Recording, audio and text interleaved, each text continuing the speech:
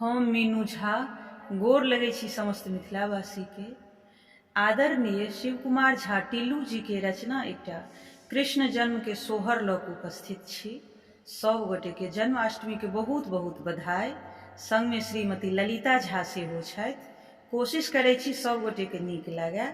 अपने के बहुत बहुत धन्यवाद भाई साहब। जय मिथिला, जय मैथिली।